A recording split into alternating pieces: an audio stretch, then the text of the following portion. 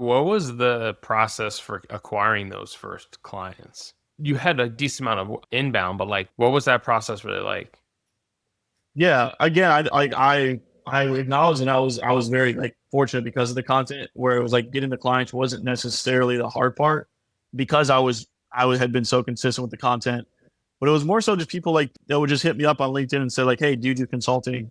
Or like, hey, I have an SDR team. Do you want to train them? I'd jump on a call. I'd say, sure. What are you looking to do? We'd scope it out, and I'd just throw out a price, and I usually undercut myself a lot in the beginning. But there was times I did do some cold outbound as well because like once I started to figure out the clients I did like, you can't control what comes inbound to you. I started doing some more targeted outreach, and that in the beginning, I'm sure a lot of your podcast listeners, I know you've heard of it, the $100 million offers, Alex Hormozy, that guy. I took a lot of his advice where it was just like, let me make an offer that people can't refuse. It's like a few people I said, let me work for free for you for a month.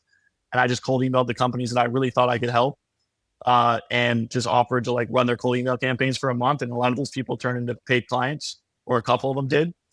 And so that was a big thing as well. Is for the clients that I really wanted to work with that weren't coming inbound, I just sent like cold emails, full DMs, asked for introductions, and just said like, I'll work for you for free for a month. If it works well, I'm great.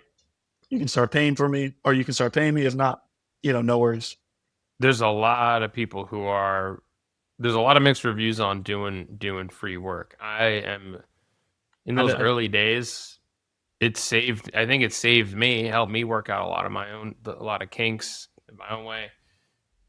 There's a lot of advice of people saying like, no, you got to charge what you're worth. You're not valuing yourself and your time and all this stuff. I mean, how did you decide? You said that's a Hermosi. I never read $100 million offers. I know what it is, but like, is Oh, that a okay. Hermosi thing where it's like just work for free, Yeah, get I what you don't know if want? it's like his thing, but like he definitely talks a lot about that. Whereas like if you don't have any business or any clients, like just start by doing that because it's like one of the easiest way to get clients. And like if you're providing value to them, and then you say, okay, I'm done working for free, they'll pay you. You know what I mean? Like that's the idea behind it.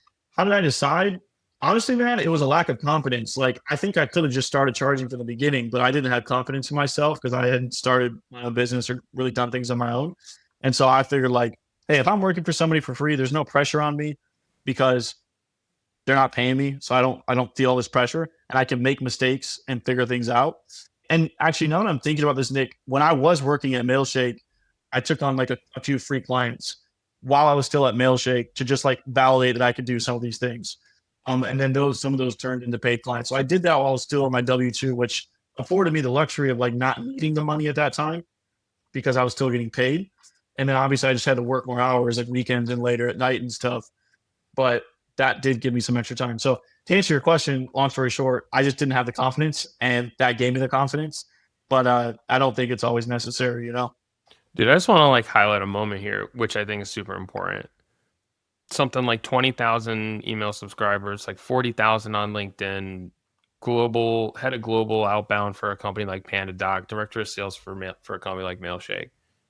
And even still, it's possible to go out on your own or to start thinking about doing this and not feel like you have the confidence Yeah, to charge or that you can create value for people. Like there's no amount of followers or any of these things that's going to set anybody up to feel that they're good enough or they're worth it. Like it's got to just it comes from inside, and it was like whatever you had to do to get there.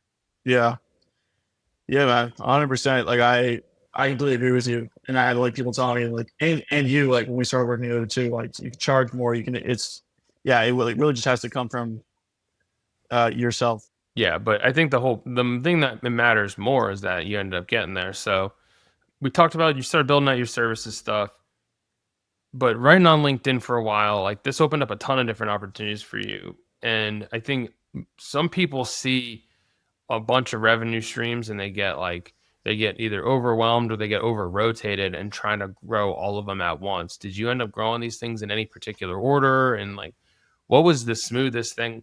There's a lot of misconceptions, right? Most people will tell you like, I want to build a course. And I'm like, don't build a course.